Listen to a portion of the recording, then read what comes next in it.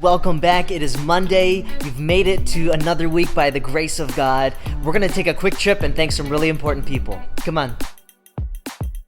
I would like to thank all of our middle school youth staff, which is led by our fearless leader, Mr. Tim White. He does a great and amazing job with the middle school, along with his wife, Christina, Rebecca Koo, Steve Koo, and Sue Young. Thank you so much for your investment in the lives of the middle schoolers with monthly activities, Wednesday night programs, and Sunday school. You guys are greatly appreciated. I'd like to thank all of the amazing high school youth staff. I'd like to thank my wife, Kathy Chai, Catherine Mayer, Laura Funderburg, John Funderburg, and John Panlilio. Thank you so much for your time and energy and your investment into the lives of the high schoolers. Today's reading is from Psalm chapter 53, verses 1 through 6. And the two questions is always, number one, who is God? Who does the word reveal God to be? And secondly, how then do we trust this God? Psalm chapter 53, verse 1 through verse 6. Who is God? We see right here in verse 1 that God is Elohim. He is the one true God, and this title is used 7 times in this text. Right here in verse 2, we see who God is, and we see that God is the one who sees every single person. So first, he sees the fool, the one who does not trust him. He also sees those who do trust him, those who seek after him, and he also sees those who are wicked. And so God, Elohim, the one true God, is the God who sees all things and all people. Secondly, we see in verse 5, we see that God is the one who will ultimately win. He will ultimately have victory, and he will do it in a certain way that shows his power. It says, "For God scatters the bones of him who encamps against you. You put them to shame."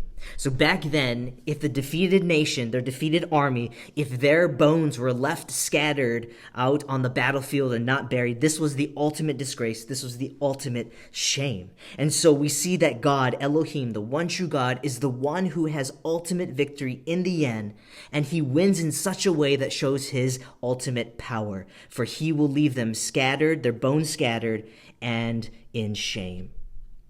Thirdly, we see who God is, that God is the one who will restore the fortunes of his people, that God will make all things right one day. So the text here reveals 3 things of who God is. Number 1, he is the God who sees every single person. Number 2, he is the one who has ultimate power and victory. And number 3, he is the one who will restore and make all things right one day. This is who your God is. So how do you trust this God? Number 1 is through dependence prayer. Look at verse 6. Oh, that salvation for Israel would come out of Zion.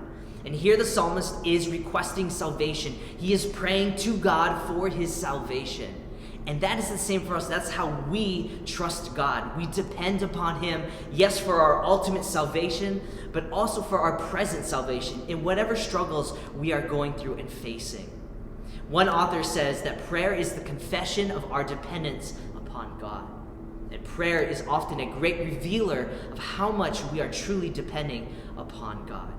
So we trust God by depending upon him through prayer, but secondly, we do that as we look toward the ultimate end. Verse 6, the author continues to say, when God restores the fortunes of his people.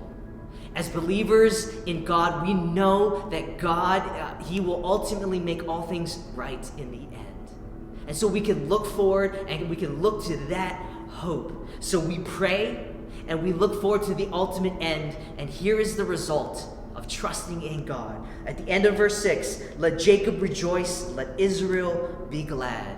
And the same thing is for us. There can be rejoicing and gladness in our life, no matter what we are facing, because we are depending upon Elohim, the one true God. So right above me is the mission of our church, but it's also the mission of our student ministry.